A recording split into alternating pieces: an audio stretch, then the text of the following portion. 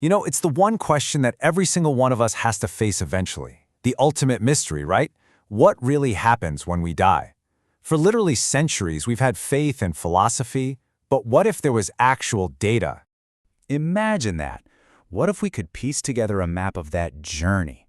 Not from some ancient text, but from thousands of incredibly detailed, consistent reports from people who have gone right to the edge of death and come back.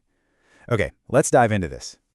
And look, this isn't just speculation or some kind of guesswork. Researchers at major universities have been collecting these stories for decades, and what they've found is a pattern, a stunningly consistent pattern that looks an awful lot like a roadmap for the soul.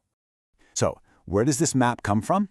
Well, the main source is something called a near-death experience, or NDE for short.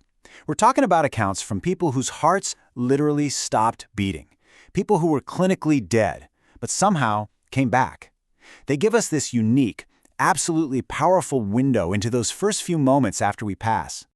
So here's what we're going to do. We're going to walk through the 6 major stages of this journey that the research keeps pointing to. We'll start with that initial peaceful detachment, follow the journey to the light, go through the life review, and even peek at what might lie beyond. So, let's begin with our map. Now, it's really important to get this. This isn't one person's story.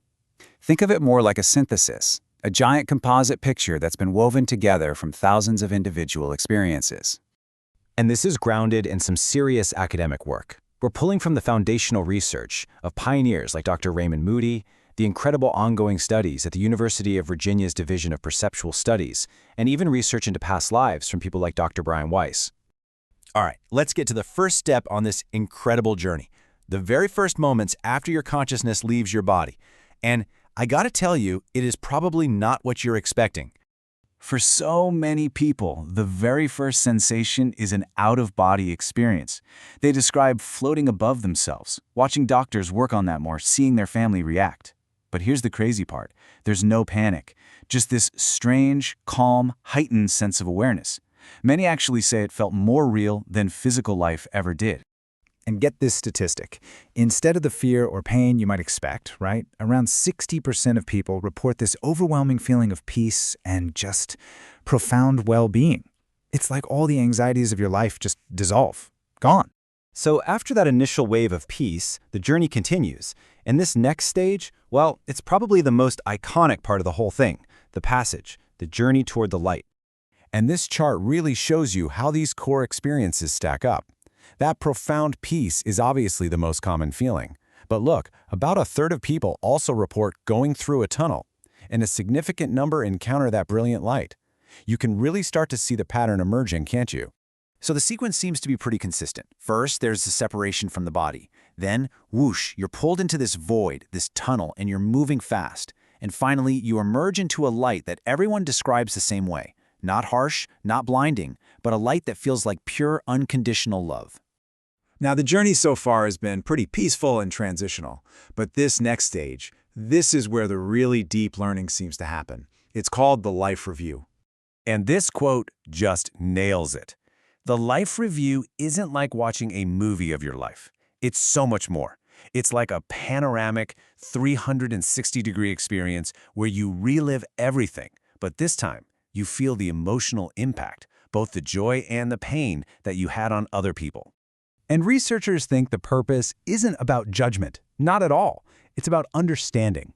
You see your entire life, feel the ripples of every choice you made, and you finally get the lessons you were supposed to learn. It's like your entire existence is suddenly put into perfect context. Now, a lot of NDEs end right here. The person is told something like, "It's not your time," and they're sent back. But what happens if you keep going?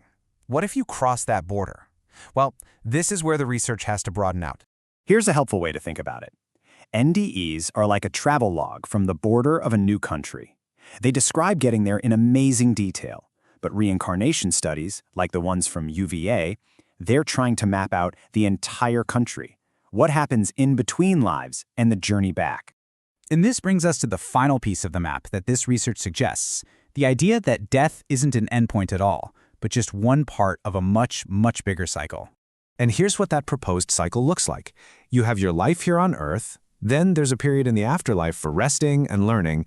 And then, and this is the really wild part, the research suggests souls might actually help plan their next life to continue their growth before eventually returning. And the evidence they point to is, well, it's fascinating.